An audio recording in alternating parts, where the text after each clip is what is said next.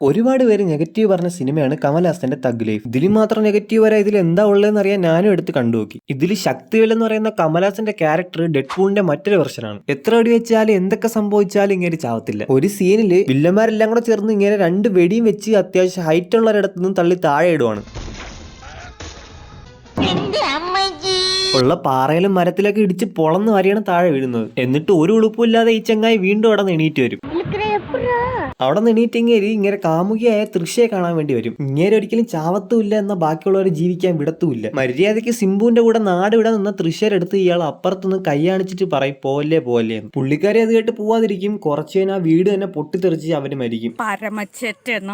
ഇതെല്ലാം കഴിഞ്ഞ് ക്ലൈമാക്സിൽ ഒരു ഫൈറ്റ് ഉണ്ട്. ശക്തിവേല എടുത്തു വളർത്തിയ അമരൻ എന്ന സിംബുവിന്റെ ക്യാരക്ടർ വിചാരിച്ച് വെച്ചേക്കുന്നത് ശക്തിവേലാണ് ഇവന്റെ അച്ഛനെ കൊന്നതെന്നാണ്. അതും പറഞ്ഞ് സിംബു ശക്തിവേലിനെ കൊല്ലാൻ വരും. എന്നിട്ട് അവർ രണ്ടുപേരും അവിടെ കിടന്ന് പൊരിഞ്ഞടിയാവും. അവസാനം ഇങ്ങനെ സത്യം പറയും, ഇങ്ങേരല്ല കൊന്നതെന്ന്. എന്നാ പിന്നെ ഇയാൾക്ക് ആദ്യമേ അതങ്ങ് പറഞ്ഞാൽ പോരായിരുന്ന. എന്തിനാടേ ആ പാവം ചെറുക്കനെ ഈ കോലത്തിലാക്കിയത്? മക്കളെ മാമനോടൊന്നും തോന്നല്ലേ.